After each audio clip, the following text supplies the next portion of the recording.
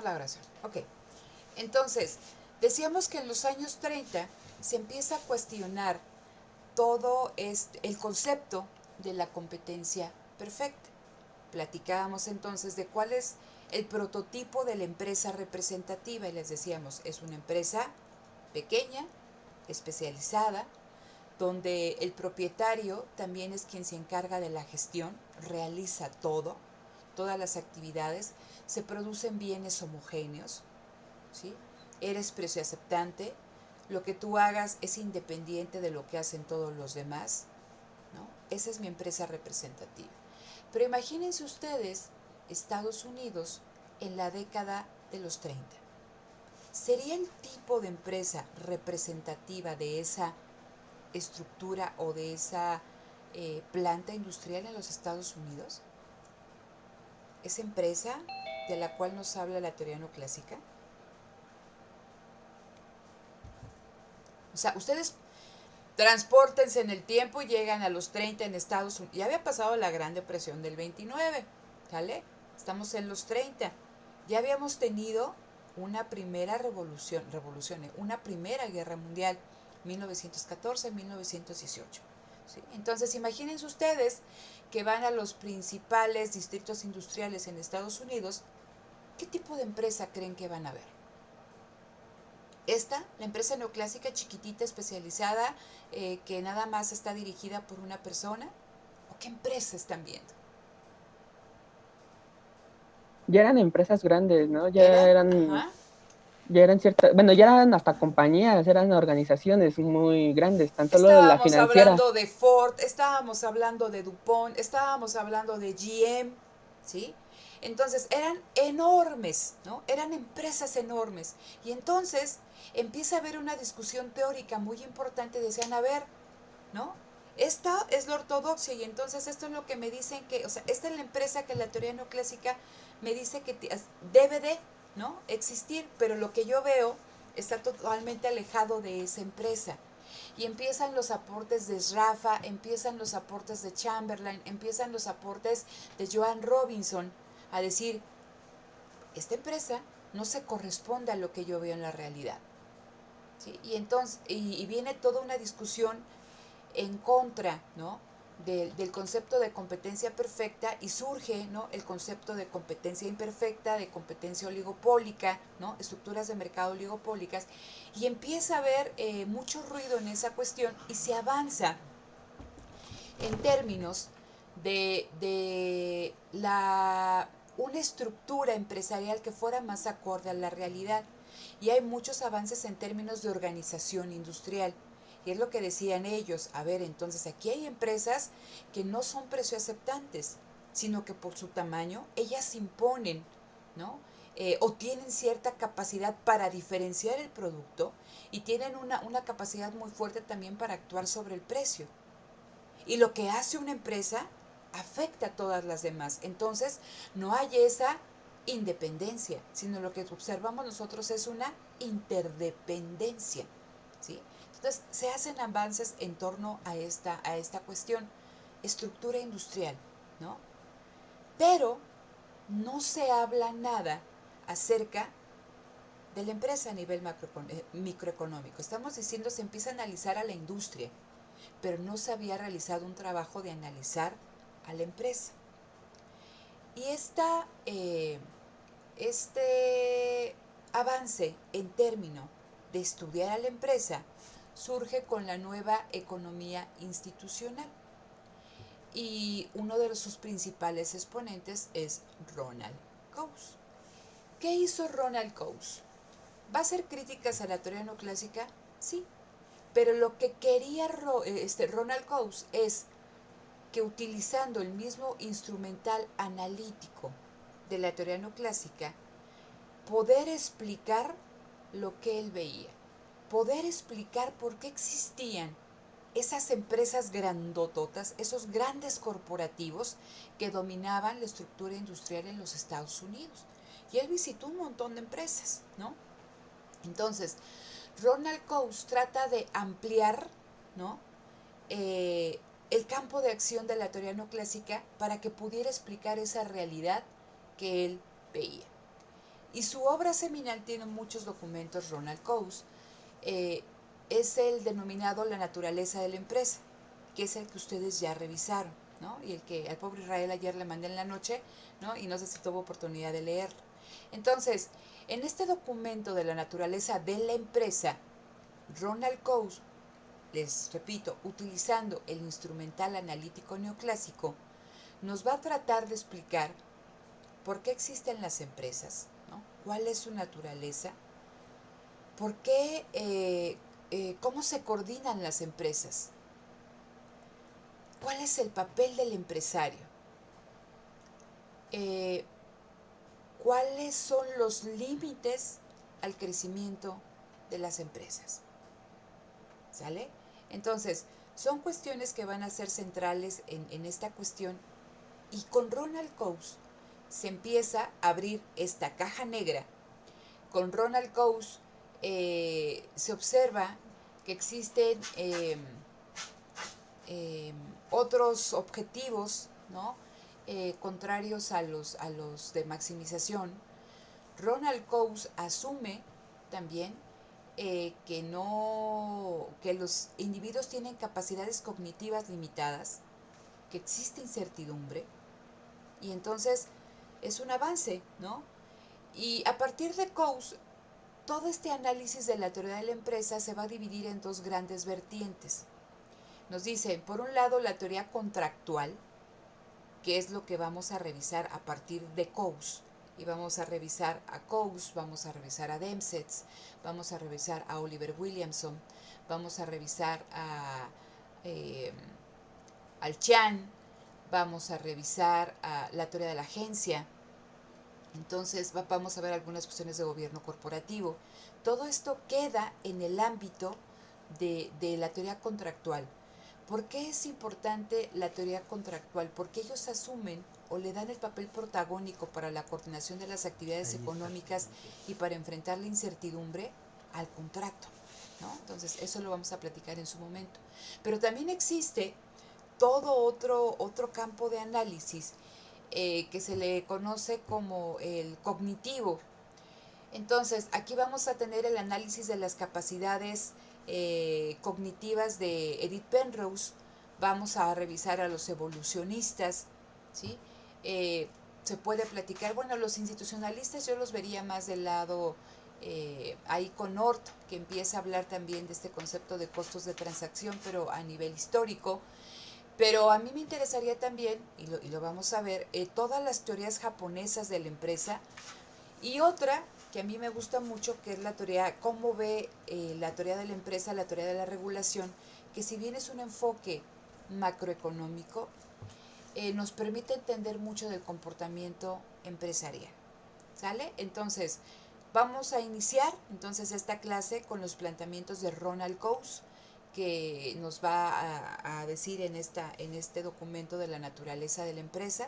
Y con esto damos inicio, les comentaba, a la teoría contractual de la empresa. ¿Hasta aquí todo bien? Sí, profesora. Ok, entonces les comparto la presentación. Déjenme aquí. Ok, a ver, espérenme. Aquí. Ok, entonces les comparto la...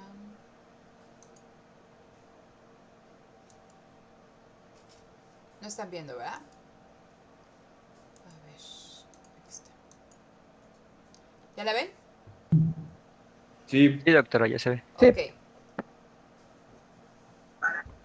Entonces, les decía que este documento de Ronald Coase nace, creo que se presenta en 1900, no recuerdo si en 1936, ¿no?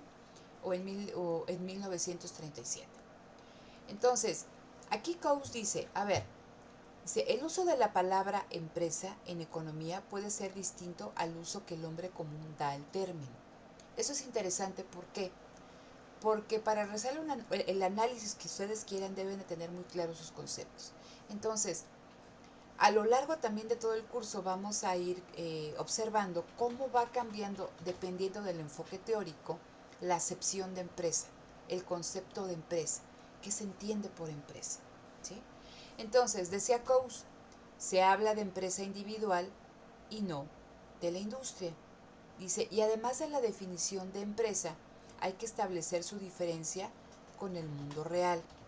Dice, existen principios manejables y otros realistas. Se puede haber ramas de la teoría en que los principios sean manejables y realistas. Entonces, los primeros argumentos de Coase en este documento de la naturaleza de la empresa dice, a ver, teóricamente yo puedo encontrar una definición de empresa y una serie de supuestos respecto a cómo opera la empresa, ¿sí? Muchos de estos supuestos y el mismo concepto de empresa hace que sean manejables teóricamente, pero se alejan de lo que se observa en el mundo real. Por eso dice, puede haber principios manejables, supuestos manejables, ¿no? Y supuestos realistas. Dice que su objetivo en ese documento era encontrar una serie de principios que fueran al mismo tiempo manejables y realistas, y una concepción de empresa que correspondiera a la realidad, ¿sí? Y fíjense, es por eso que les digo que Coase trata de ampliar el campo de acción de los principios neoclásicos, porque dice, yo quiero desarrollar un concepto de empresa que corresponda a la realidad y que cumpla con los principios de Marshall, de la sustitución marginal. Entonces, con Coase, o Coase recupera o Coase retoma el concepto de marginalidad. Va a ser sumamente importante. Recuerden que esta cuestión de la marginalidad también está detrás de la racionalidad del individuo, porque el individuo hace su trade-off comparando el beneficio, ¿no?, de realizar cierta actividad, el beneficio de vender una unidad adicional, el beneficio de producir una unidad adicional de un bien, un producto, versus el costo que ello me involucra. Entonces siempre estoy comparando beneficio marginal, costo marginal. ¿Sale? Entonces, ¿cuál es el objetivo de Coase? Definir qué es una empresa, sostener este concepto con una serie de supuestos y que esto sea lo más acorde a la realidad utilizando los planteamientos neoclásicos. Entonces, vean aquí cuando habla Coase acerca de cómo funciona un sistema económico. Me permito leerlo. Dice, para Salter, que es un autor que ahí define Coase, dice, el sistema económico normal funciona por sí mismo, debido a que su operación actual no está bajo ningún control central. En toda la gama de actividades y necesidades humanas, la oferta se ajusta a la demanda y la producción al consumo por un proceso que es automático, elástico y sensible. El sistema económico está coordinado por el mecanismo de precios. La sociedad se convierte en un organismo.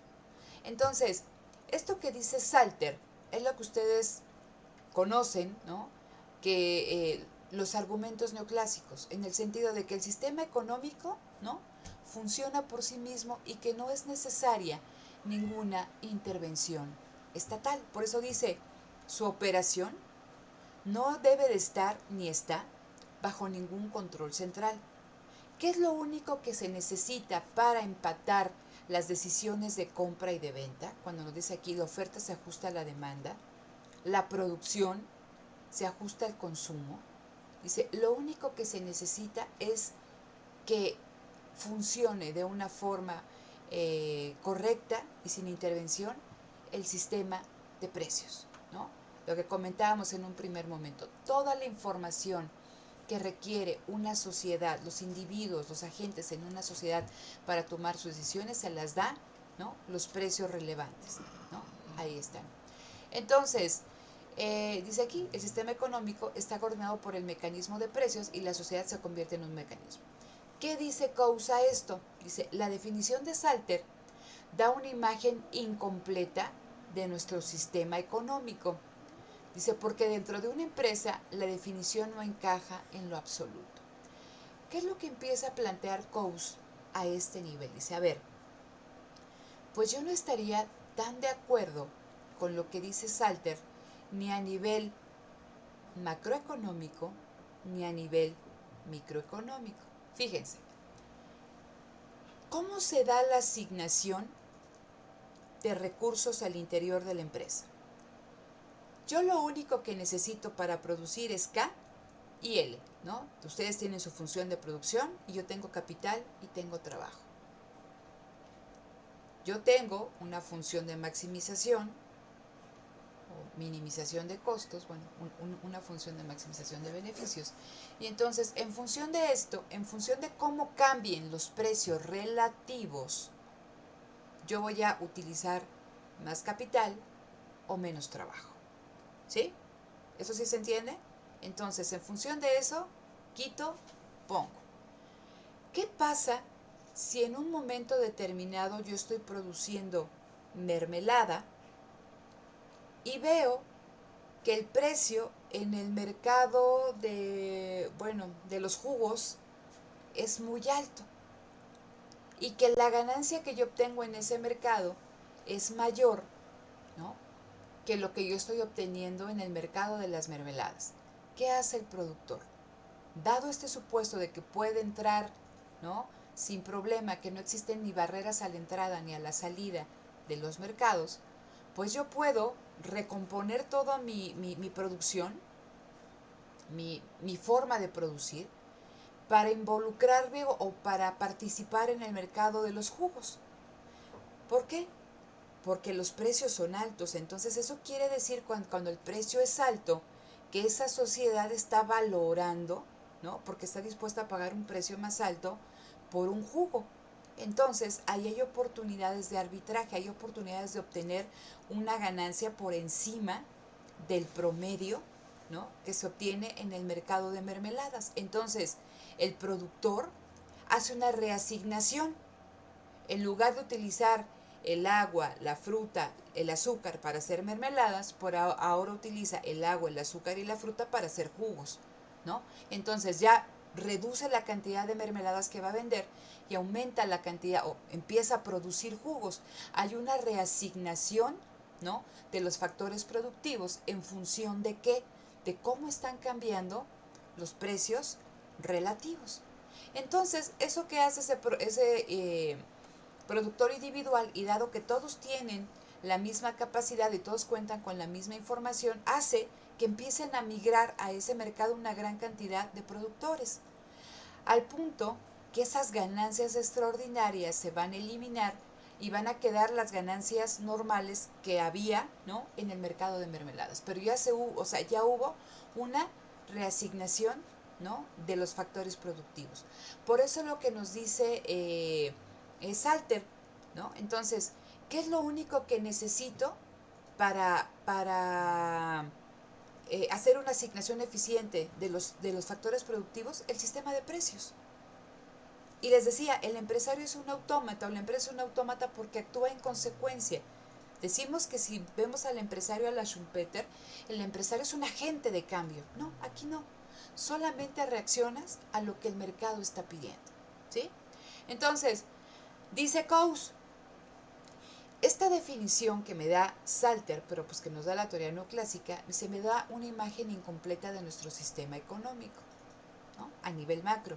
Dice, y si lo vemos a nivel empresa, esta definición de que la asignación de los diferentes factores productivos al interior de la empresa se da o se coordina a través del mecanismo de precios, dice, no encaja en lo absoluto.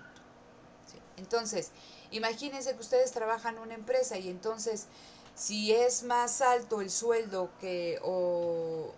no sé, a ver, eh, si es más alto el sueldo en mercadotecnia y a ustedes les están pagando menos, pues los mueven, ¿no? O sea, pero aquí sería que el empresario se guía, ¿no?, con los precios relativos del mercado para realizar la asignación de todos los factores productivos que están involucrados en el proceso de producción. Dice Coase, eso no es cierto.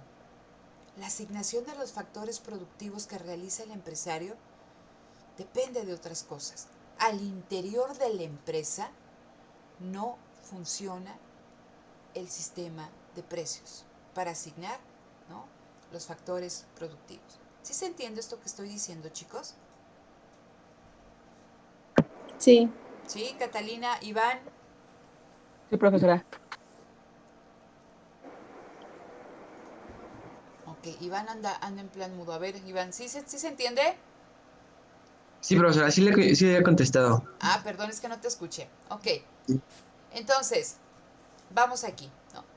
Aquí empieza a explicar la naturaleza de la empresa.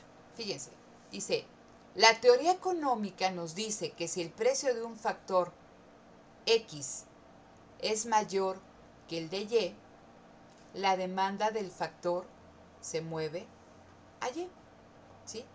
Lo que les comentaba, si el precio, ¿sí?, es más alto en algún lugar y hay oportunidad de arbitraje, en este caso de ganar más, pues yo me muevo a la producción de ese bien. O caso contrario, si un precio, o sea, si un bien se encarece respecto al otro y es lo mismo, pues yo voy a comprar el más barato, ¿no? Entonces, dice Coase, pero en el mundo real, si un trabajador se mueve del departamento Y al X, dice, no se hace porque se haya dado un cambio en los precios relativos, sino que alguien le ordenó que se moviera del departamento de mercadotecnia al de ventas, o del de mercadotecnia a tesorería, o del departamento de logística al de producción. Ese cambio, ¿sí?, en el factor productivo, en el trabajador que se mueve de un departamento a otro, no deriva de un cambio en los precios relativos allá afuera, sino que alguien se lo ordenó. ¿Y quién ordena dentro de la empresa? Pues el empresario. Entonces, vean, se va dando una lógica distinta. De acuerdo a la definición que nos daba Salter, afuera, en el mercado, no existe planeación económica porque no es necesaria, ¿no?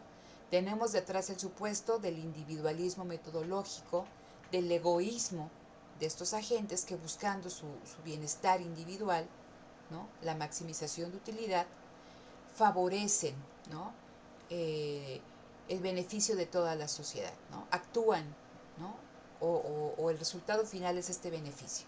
Entonces, allá afuera en un sistema de mercado dominado, gestionado, coordinado por el sistema de precios, pues no es necesaria la planeación económica. Dice, pero hay algo que se llama empresa, donde, fíjense, es lo primero, la asignación de los factores productivos no se da vía el mecanismo de precios, sino que alguien lo ordena. Y ese es el empresario. Dentro de esta empresa, ¿no?, de esto que se llama empresa, existe planeación económica. Hay alguien que planea, hay alguien que está coordinando, porque la coordinación no se da a través del sistema de precios, sino quien realiza esta coordinación es este empresario. Entonces, aquí me hablan, aquí sí existe planeación económica. En el mercado, no, porque la coordinación se da vía el sistema de precios. Entonces, aquí dice Coase, dice, esto ya lo había revisado Marshall, porque decía que el administrador o el empresario, dice, que coordina, que organiza, es el cuarto factor de producción. Ya también lo había revisado Clark, porque le daba una función muy importante al papel coordinador del empresario. Y Frank Knight, él también ya había introducido toda esta discusión acerca de los administradores que coordinan. Entonces, vean lo que dice aquí, y esta es una definición interesante, y es la definición de Robertson, que decía, vamos a encontrar, imagínense el mercado como un océano, ¿no?, de cooperación inconsciente. Dice, las empresas podemos observarlas como islas de poder consciente en este océano de cooperación inconsciente. ¿Sale? ¿Hasta aquí vamos bien, chicos? Sí, profesora. ¿Sí se entiende a dónde nos va llevando Coase? Si no queda claro algo, díganme, ¿ok? Entonces, la primera De pregunta, ok, ¿tú tienes una duda, Osvaldo? esto último que dijo de las islas en el océano o algo así, no me queda muy claro. Estás viendo la tele, Osvaldo, ¿cómo no? A ver, No, Ok. ¿Tú también querías participar, Catalina? Ajá. Ok, dime. Es lo mismo que dijo Osvaldo. O sea, no me quedó claro esto último de Robertson. A ver, en el mercado, ¿sí? Hay coordinación económica que, a ver, la coordinación económica, ¿alguien la realiza? ¿Hay planeación económica en el mercado? No. Hay una cooperación como es. O sea, porque al final todos cooperan, pero de una forma que inconsciente, porque yo busco mi bienestar.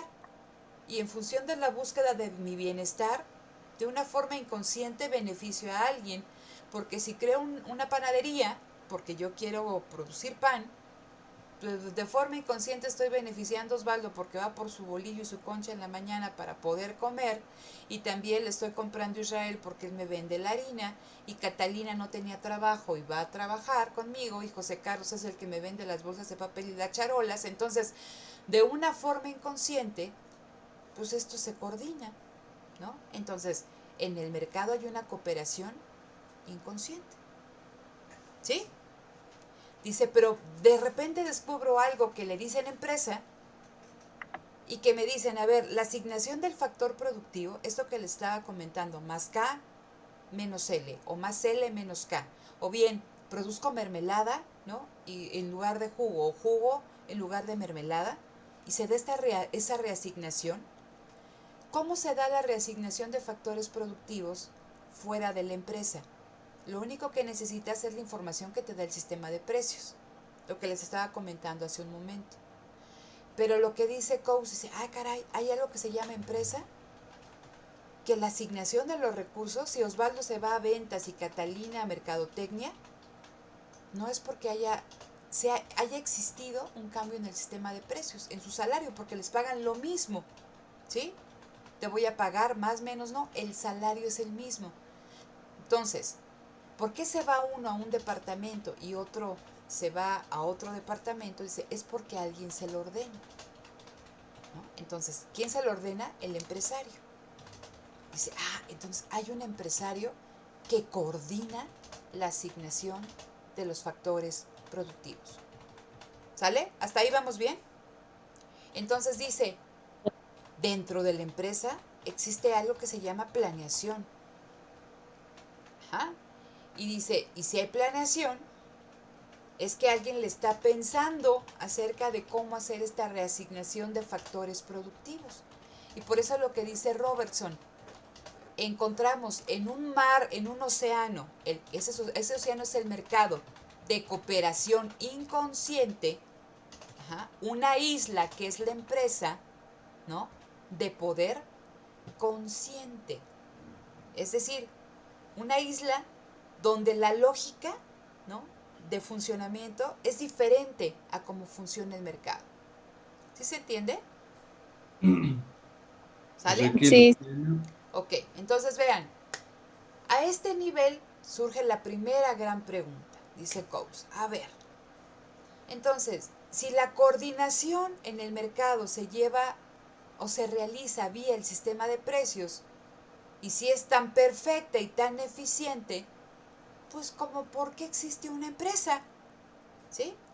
¿Por qué debe existir una empresa? Ojo, a ver, aquí, y es lo que yo quiero que ustedes entiendan. Me puedes decir, es que maestra, pues en el mercado hay empresas. Sí, ¿sale? Ok, entonces, fíjese, ¿qué diferencia existe entre la empresa que veía Coase, ajá, en este mercado de cooperación inconsciente, donde la asignación de los recursos se daban vía el mecanismo de precios, y la empresa que él trata de conceptualizar? Porque fíjense, si la coordinación en el mercado se lleva por el mecanismo de precios, ¿por qué es necesaria la empresa? Y esa es una pregunta para ustedes. ¿Pues que en el mercado no existen empresas? ¿O a qué empresa se refiere? ¿Qué se acuerdan del documento? yo recuerdo que dice que, bueno, dos cosas recuerdo, ¿no? Una que habla respecto a los costos de transacción, que menciona que pueden haber casos en los que hayan alternativas más baratas y entonces por un sistema de precios no podría tomarse una decisión así, ¿no? Sino que ya también por el contrato y hay asignaciones con los proveedores o así de las compras. Entonces, en un momento dado, pues el empresario puede tomar una decisión de una alternativa diferente, que sea más barata para la empresa. Pero a ver, fíjate cuál era la pregunta, Osvaldo, y es para todos. ¿Qué se acuerdan que decía Coase respecto de la empresa? A mí lo que me interesa es que ustedes distingan por qué o hacia dónde nos lleva esta pregunta. Dice, si la coordinación se lleva por el mecanismo de precios, ¿en dónde se da una coordinación vía el mecanismo de precios? Pues en el mercado. ¿Sale? ¿Por qué es necesaria la empresa? Yo aquí les pregunto, caray, entonces, ¿qué en el mercado no existen empresas? ¿O qué empresa él relaciona con las que existen en el mercado? ¿Y a qué otra entidad o institución le está dando el nombre de empresa? A eso me refiero. ¿Sí? ¿Se acuerdan cuál es la diferencia entre una empresa y otra? ¿O no? Porque si yo les pregunto, oigan, ¿qué se acuerdan que dijeron esto? Imagínense que están en su examen ya, bueno, que aquí en la UAM es no lo tienen que defender, pero en maestría o en doctorado que le están preguntando, oye, ¿qué decía Keynes de la eficiencia marginal del capital? Fíjese que la demanda efectiva, ¿no? Y empiezas ahí a platicar de la hacienda funcional, ¿no? No, a ver, ¿qué decía Keynes de esto? Entonces, aquí, ¿se acuerdan? ¿No? ¿Identificaron a qué tipos de empresa hace referencia Coase? Ya se En los la, platiqué, a ver. pues en la lectura mencionaba que hacía referencia a la empresa como un sistema de relaciones No, y, ¿no? no, a ver, ¿quién da más? La ve como una organización, ¿no? No. A ver, Iván. No leí, maestra. A ver, Iván. No, maestra, sí leí, pero es que yo entendí No me que, acuerdo. Ajá. no, sí, es que la naturaleza, según la concibe Coase, es de que en el mercado, dado el mecanismo de precios, surgen algunos costos de transacción No, que en una empresa se pueden disminuir o que no existen. no. A ver, es importante que ustedes identifiquen hacia dónde va la pregunta. Dice, si la coordinación se lleva por el mecanismo de precios, ¿por qué es necesaria la empresa? Yo les decía, ¿que en el mercado no existen empresas? ¿De qué empresa estábamos hablando con la teoría neoclásica?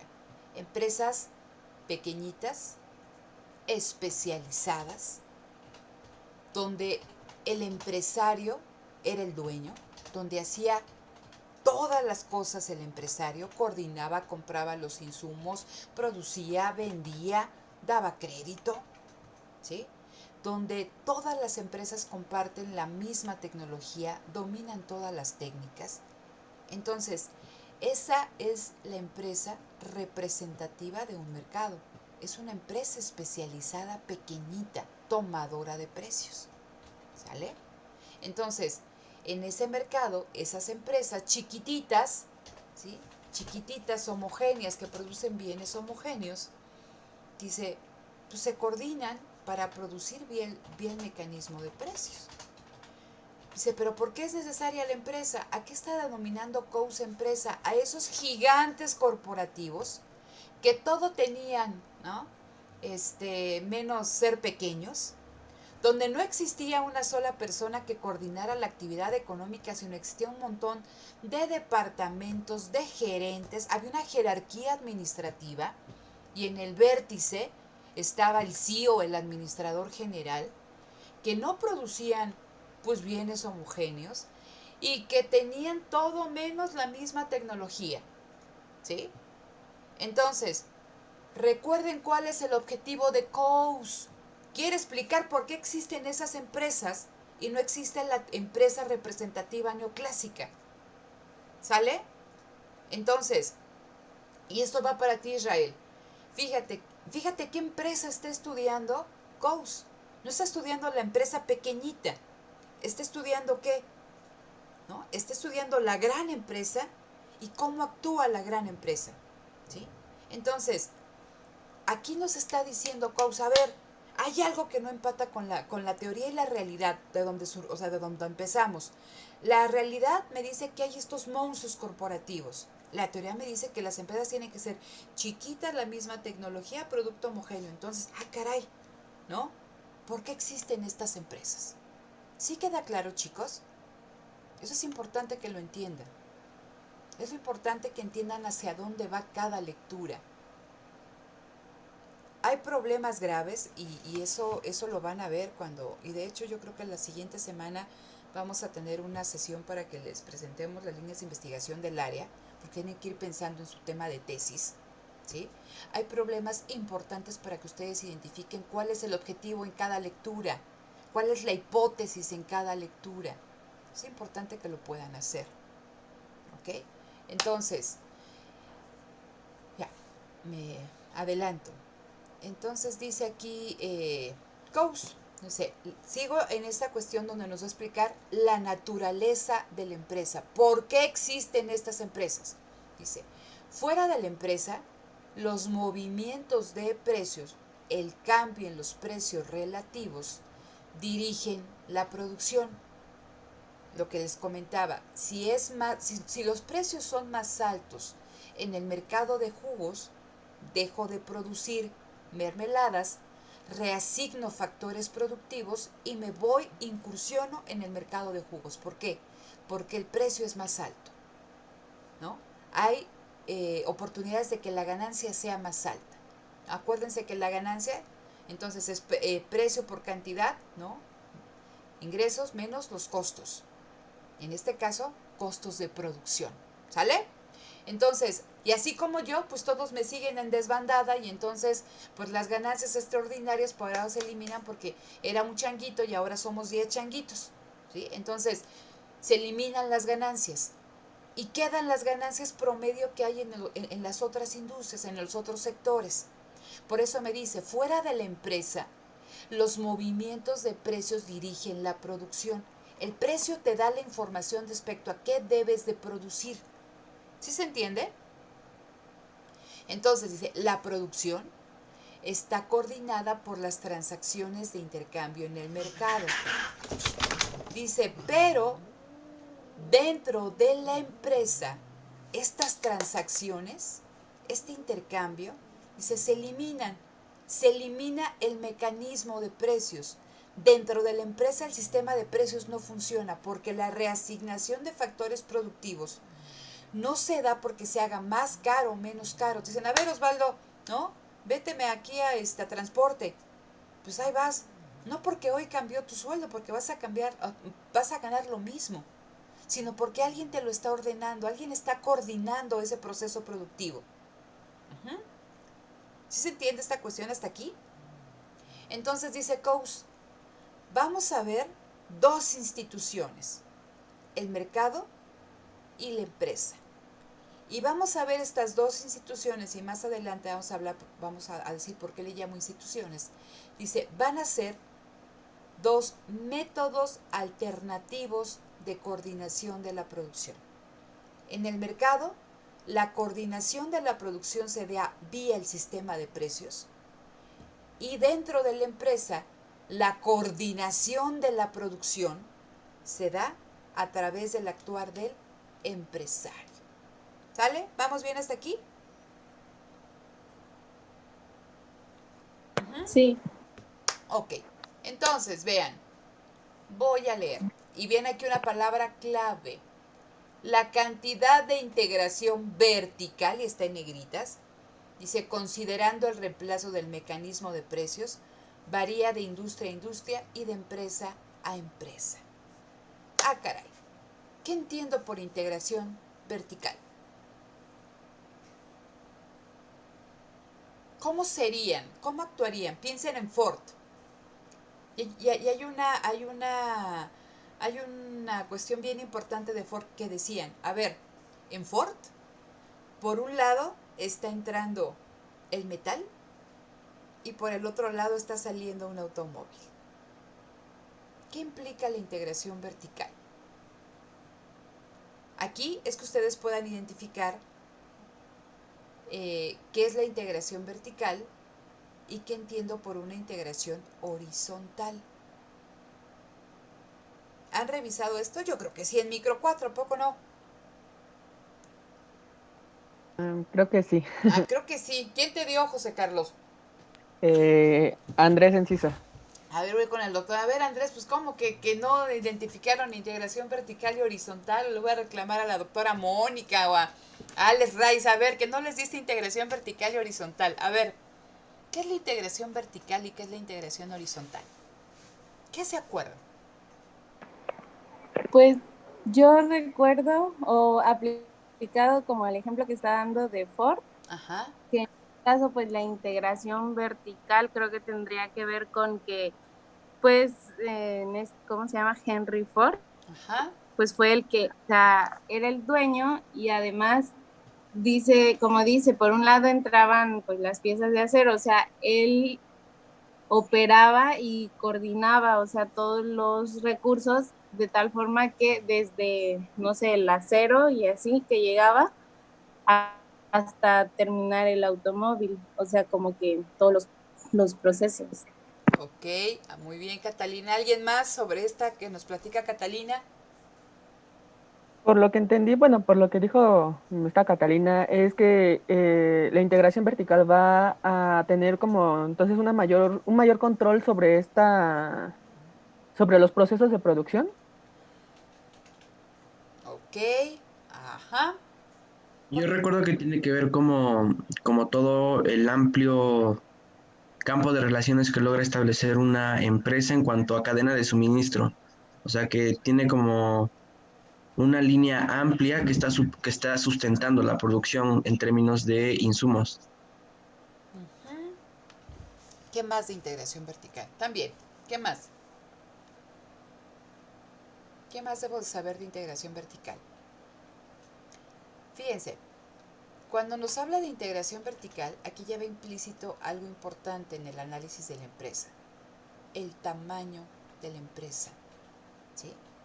Porque estábamos platicando que lo que él trata de explicar es por qué existen estos grandes corporativos cuando la teoría me dice que deberían de existir otras cosas, ¿sale? Entonces, dice, a ver, estas grandes empresas, o sea, estas empresas enormes, como del tamaño de Ford, ¿sí? Dice, han logrado este tamaño, esta escala operativa, por algo que se conoce como integración vertical. La integración vertical implica que, que ¿cuál sería la actividad central de Ford, chicos? ¿Producir qué? Automóviles. Producir automóviles. Entonces, en teoría, Ford se tendría que encargar únicamente de la producción de automóviles. Pero es lo único que hace Ford y decía, no, Ford también produce produce llantas y tiene acereras y tiene fábricas donde se le da tratamiento al acero y tiene fábrica de pinturas y tiene de todo lo que, o sea, ¿no? Estamos hablando que del nodo central, ¿no? De la actividad de la empresa puede crecer hacia atrás y hacia adelante. Es decir, si la empresa crece hacia atrás, implica que la empresa está incursionando en la producción, está siendo ella misma, está incursionando en la producción de todos aquellos insumos que requiere para producir el automóvil. Lo puede hacer ella, ¿no? O sea, que ahora Ford sea Ford, división de llantas, o bien adquirir vía una fusión empresas que realicen, ¿no? Que fabriquen llantas, que fabriquen radios, que fabriquen pintura y todo está dentro del grupo Ford, ¿sale? Esa es una integración hacia atrás. Ya que está el auto, ¿qué puede hacer también Ford? Crecer hacia adelante, es decir, poner sus propias concesionarias, tener su equipo de transporte que lleve los autos, ¿no? Hasta estas concesionarias, tener Ford Credit, ¿no? Como lo tiene Volkswagen, dijo que también Ford, o sea, en esta cuestión, ¿no? no solamente de la producción, sino ya llevarle el producto al cliente. Piensen en otra empresa, piensen en Bimbo. Bimbo, ¿qué tendría que hacer? Producir pan. Pero entonces Bimbo ha crecido, bueno, ha tenido una estrategia también horizontal y vertical. Pero a ver, platiquemos en cuestión de la integración, en la integración vertical. Bimbo llegó un momento en que tenía terrenos donde se cosechaba, bueno, se sembraba fresa, ¿sí? Donde se sembraba trigo. ¿Por qué? Porque es un insumo relevante para su proceso productivo. Llegó a tener participación en ingenios de azúcar. Y no solamente eso ha hecho Bimbo, sino que Bimbo se ha metido al diseño y a patentar moldes, ¿no? Bimbo tiene su propio canal de distribución de sus productos al cliente porque tiene todos estos cochecitos que son de Bimbo, ¿no? Y cuando tú llegas aquí a la empresa hasta te dan ¿cómo se llama? Esta cosita de metal donde ponen todos los productos. Entonces Bimbo ha crecido hacia atrás y hacia adelante. Estamos hablando de ¿qué? De integración vertical. ¿Cuál es la diferencia con la integración horizontal? Que yo puedo crecer, ¿sí? Pero en lo mismo que hago. Es decir, si yo produzco pan, pues puedo adquirir otra empresa que produce pan, que hacemos la misma actividad. Crezco en esa misma, o sea, en la misma actividad que estoy haciendo. Me hago más grande. Pero ¿qué significa esta integración vertical? Que ahora incursiono en las fases, ¿no? Productivas previas y en las fases posteriores a la producción de ese producto, en cuestiones de logística. ¿Sí se entiende esta cuestión de la integración vertical? Entonces estamos hablando de ¿qué? De que la empresa está creciendo, ¿sí? Y que esos grandes monstruos corporativos que veía Coase en su momento eran el prototipo de la integración vertical. ¿Sale? Entonces, ¿ustedes piensan aquí que en Ford Motor Company iba a haber un solo dueño? O sea, Henry Ford seguía ahí tomando todas las decisiones en todos los departamentos. Él hacía todo esto. No. Ya había que toda una jerarquía de gerentes y departamentos que estaban tomando decisiones. ¿Coordinados por quién? Por un administrador. Entonces, en esta cuestión de la integración vertical, es lo que les digo, está implícita cuestiones del crecimiento de la empresa. Mi siguiente pregunta para ustedes, ya que entendieron perfectamente el concepto de integración vertical, es, ¿y por qué se da la integración vertical? Fíjense, estoy hablando de una empresa que es distinta a la empresa neoclásica especializada, que hace una sola actividad, a esta empresa que incursiona en un rango muy amplio de actividades. ¿Sale? Las empresas son distintas. Una chiquitita especializada, ¿no? Administrada por una sola persona, familiar, y estos monstruos, ¿no? Con una gran cantidad de departamentos que hacen un montón de actividades y que hay una pléyade, ¿no? Una jerarquía enorme de administradores. ¿Por qué se da la integración vertical? ¿Por qué se tendría que dar? ¿A razón de qué? ¿No tienen que hacer o qué? ¿Por qué se da la integración vertical? Podría ser tal vez para tener más control sobre como se dice, lo que antecede a la producción, por ejemplo, la producción del trigo, controlar el costo y su producción, ¿no? La calidad, por ejemplo. Y después, pues, Uh-huh. como dice, en cuanto a la distribución, pues Uh-huh. también es tener más control, ¿no? O sea, a que llegue tarde un camión, a que tú lo puedas controlar y mandar a la hora exacta, pues yo me imagino que debe ser eso, ¿no? Controlar. Ok, controlar. ¿Qué controlas? ¿Qué tratas de controlar, Osvaldo? ¿La qué? La producción. Sí, pero producción, ¿pero por qué? Tienes una novia, ¿no? Y estás sobres todo el día hablándole y todo ahí, y te paras afuera de su casa para darle el desayuno y la llevas a la escuela y al trabajo y le esperas. Eso es control, ¿no? ¿Por qué? ¿Qué tratas de evitar con ese control? Que esté con otro, Que ¿no? esté con otro, ¿no? Pues sí, si no, el miedo no anda en burro, entonces, o sea, tú tratas, ¿no? Tienes la cochina duda de que te vaya a estar engañando con otro. ¿Sale? Ok, bueno. Ese ejemplo ahí jocoso, trasládamelo a la empresa. ¿La empresa qué quiere controlar? ¿Qué busca controlar la empresa? ¿El mercado? El mercado. ¿Cómo se llama? ¿Con qué nombre denominamos a la duda que tiene la empresa? Esa duda que te corroe de que te vaya a, a engañar la novia, ¿aquí cómo se llama? Certidumbre. Incertidumbre. ¿Sale? Entonces, la integración vertical, ¿no? Es un mecanismo ¿para qué? Para minimizar la incertidumbre. Entonces, si para Bimbo es crucial la producción de fresa, porque el gansito tiene mermelada y todas las galletas tienen mermelada, no, y es cierto, o sea, es crucial, ¿no? La harina, ¿sí? Entonces, ¿qué hace Bimbo? ¿Qué incertidumbre puede enfrentar Bimbo respecto a la harina?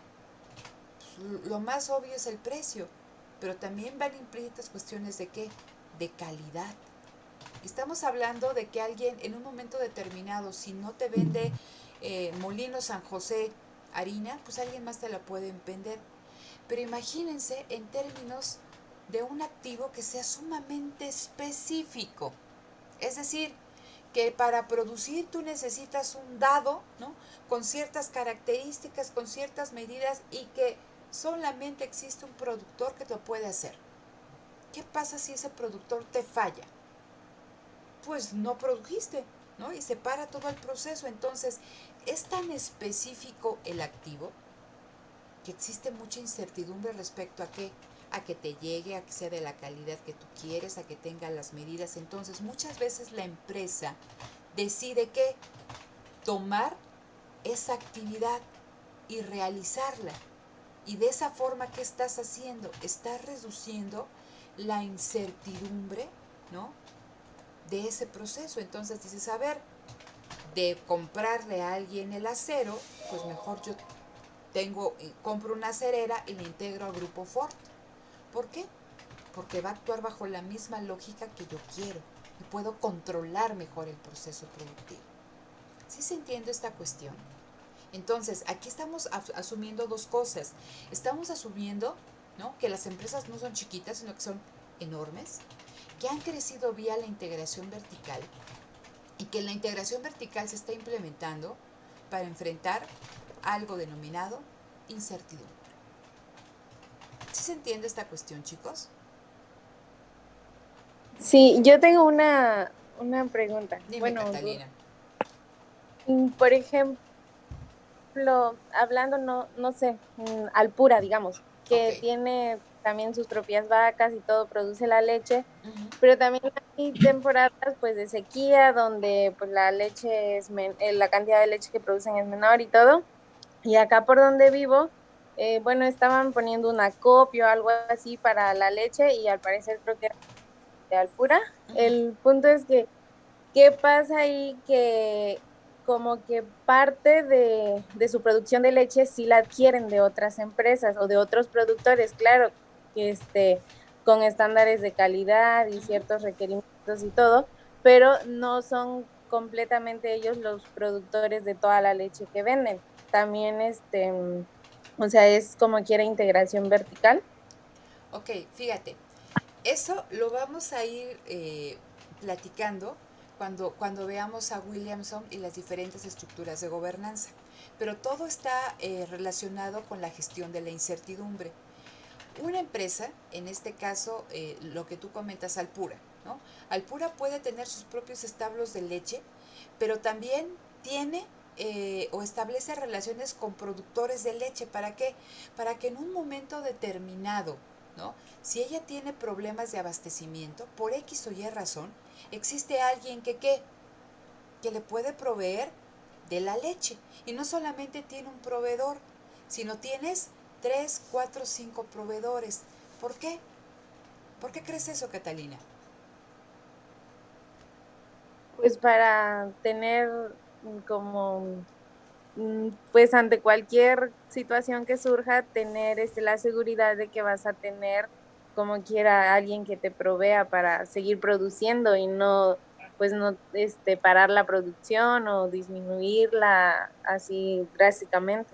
Exactamente. Entonces, es una cuestión de que tú no pones, como dicen, los huevos en una sola canasta, sino que haces, ¿no? Diversificas, ¿no? Ahí tu riesgo.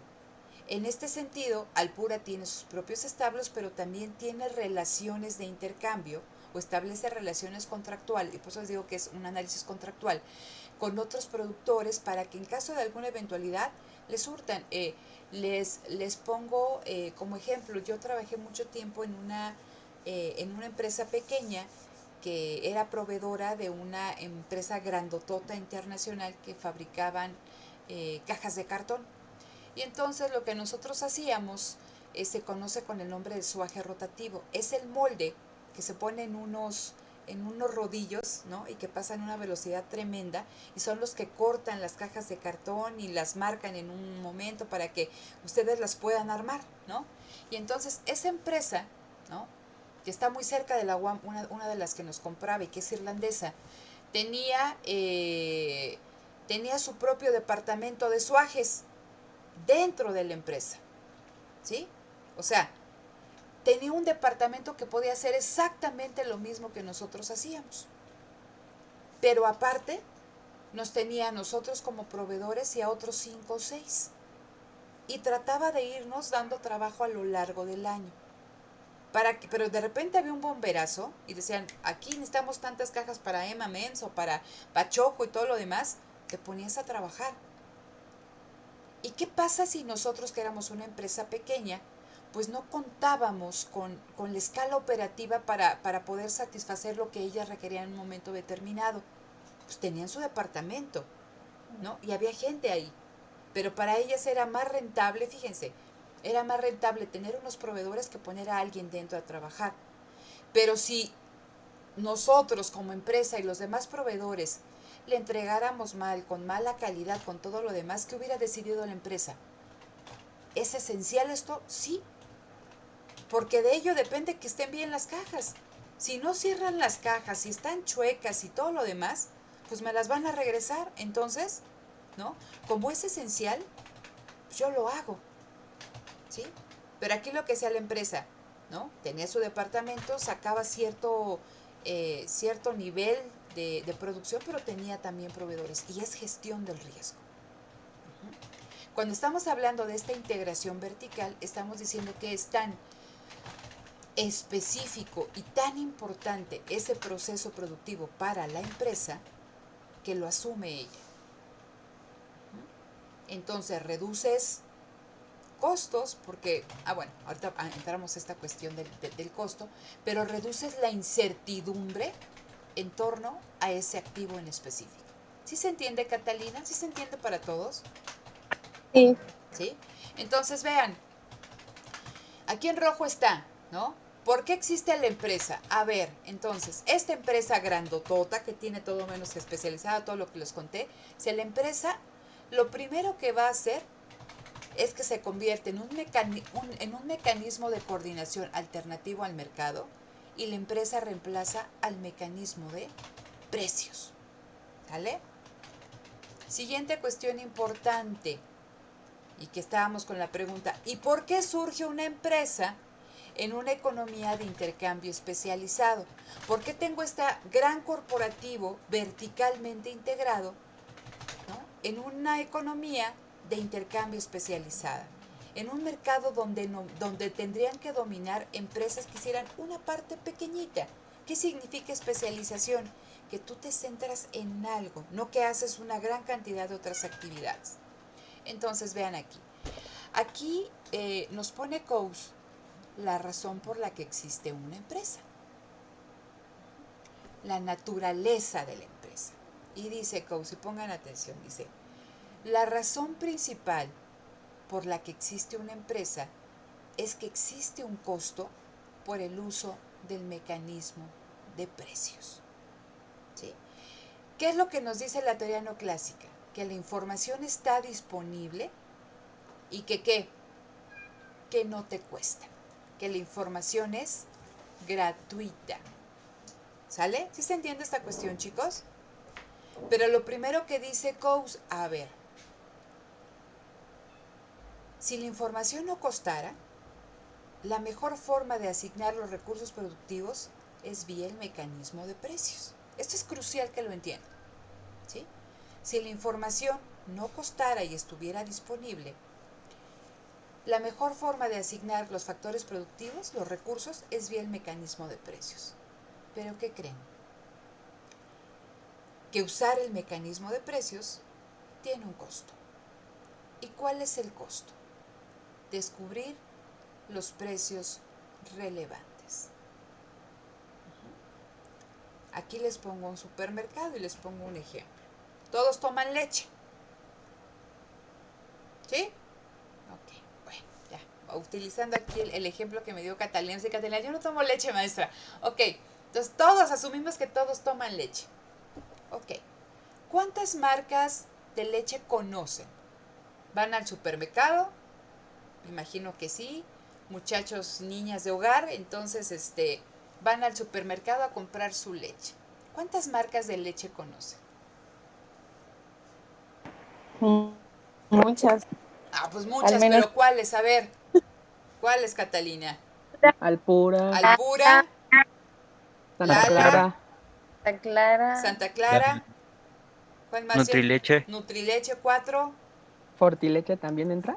Fortileche 5, ¿ok? Ajá. parte de Barden, ajá, 6, ¿qué otra? Incluso las que venden en Inconsa, ¿no? Es otra marca. Liconza, ajá. Pero que tú vas al supermercado. A ver, Ah, ya llevo 6. ¿Qué ujú. otra? Leche sello, clavel, ¿no? Leche nido. ¿Qué otra leche? Ujú. sello rojo. Sello rojo. Hay otra que se llama Boden, no me acuerdo si ya la dijimos. ¿Qué otra? Bueno, con esas. No creo que vaya yo al pasillo ahí en el supermercado de leches y que... Pero ok. Bueno. ¿Cuántas presentaciones tiene cada una de estas empresas de leche?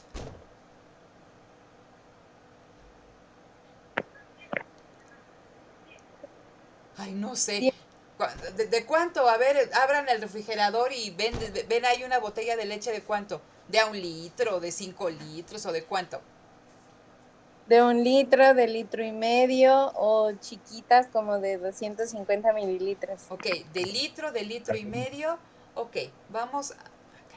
Entonces, en teoría ustedes las deben estar ahí, ¿no? ¿Cuál es el precio de cada una de estas? Situémonos en las botellas de al litro. Ah, porque todavía nos falta leche entera, leche deslactosada light, leche deslactosada solita, semidescremada, con proteína, ¿no? ¿Sí o no? Sí. Entonces está todo eso. Situémonos leche entera de al litro. ¿Ajá? ¿Cuál es el precio de todas estas presentaciones de este litro de leche para todas estas empresas? Todas estas marcas. ¿Cuánto cuesta? La Santa Clara, que es la que consumimos nosotros, cuesta alrededor de 22 pesos la entera y la deslactosada como 23. Ok, gracias Catalina. ¿Y las otras? Incluso las otras rondan entre 17 o 22 pesos, como dice Catalina. No sale de ese rango de precios. 17, 23. Hay otras más caras. Ahí me tocó. Bueno, ok. En un supermercado, ¿no? Imagínense la Soriana que les queda cerca de su casa. ¿Será el mismo precio en todos los supermercados? ¿O varía? Ahora vamos. ¿En dónde se vende ese litro de leche Santa Clara? ¿No? En la Comercial, en Soriana, en Walmart, en Fresco, en Superama, en la tiendita ahí de la esquina. ¿Cuánto cuesta?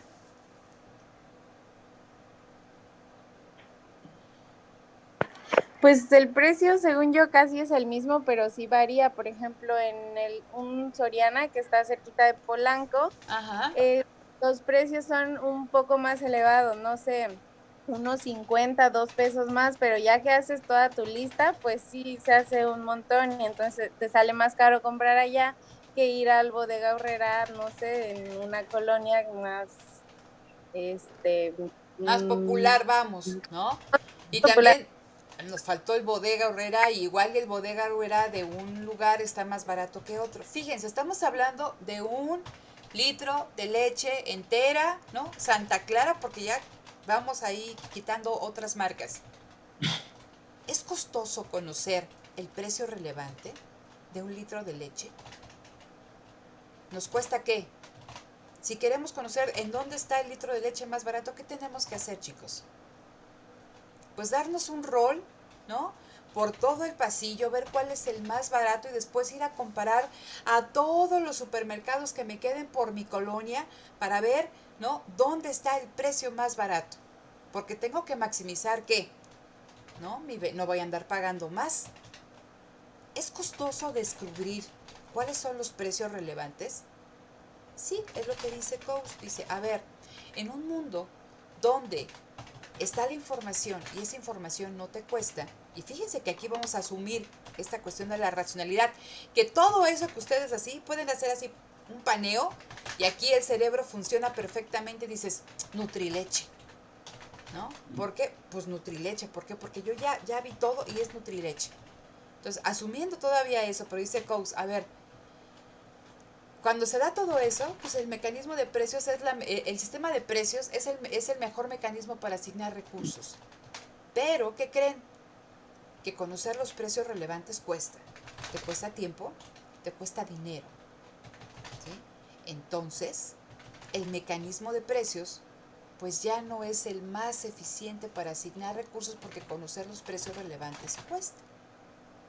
Y entonces dice, este costo se reduce cuando surge empresas o especialistas que se encargan de estar recopilando y vendiendo esta información. Y entonces dice, a ver, ¿qué papel tiene la empresa con esto? ¿De qué manera? Imagínense el salario, ¿no? Yo necesito un trabajador, alguien que opere la mano de chango. Tengo que estar viendo, ¿no? Aquí tenemos un salario mínimo, pero imagínense que no existiera ese salario mínimo, porque la teoría neoclásica nos dice pues que los salarios mínimos no deben de existir, o sea, un precio de mercado. Yo tendría que estar investigando en dónde es más barato el precio de ese operador de mano de chango. Y entonces, ¿no? Yo voy y le digo, ¿sabes qué? Hoy trabajas conmigo y signamos un contrato, porque siempre detrás de un intercambio, ¿qué hay, chicos? Hay un contrato. Cuando ustedes van y compran su hamburguesa y que les dan su ticket, ahí, ¿no? Hace alusión a que hay un contrato y son contratos de corto plazo. Entonces, oye Israel, le digo, oye Israel, hoy vas a trabajar conmigo, sí, pero mañana, pues quién sabe si Israel sea el atractivo, porque igual ya se encareció, entonces tengo que andar investigando cuáles son los precios relevantes y tengo que estar haciendo contratos, ¿sí? Contratos de corto plazo. ¿Cuál es el papel de la empresa? ¿Qué creen? Que la empresa nos puede ayudar a reducir estos costos en los que nos involucramos por estar firmando contratos de corto plazo. Y entonces yo ya no puedo estar contratando a Israel cada día, sino digo, ¿sabes qué, Israel? Vamos a hacer un contrato por 6 meses. ¿Hay un costo? Sí, vamos a platicar mucho más adelante, que redactar un contrato implica un costo. Y con la empresa, no es que se eliminen los costos por completo vía los contratos, pero sí se reducen. No sé si me explico. Y vamos a platicar la siguiente sesión, que ya se me acabó la clase, vamos a seguir platicando acerca de este costo en el uso del mecanismo de precios y por qué existe la empresa. Pero hasta aquí todo bien, ya se me fue Iván, ¿sí? Hasta aquí todo bien. Sí, profesora. ¿Sí? Entonces, a ver, detengo grabación.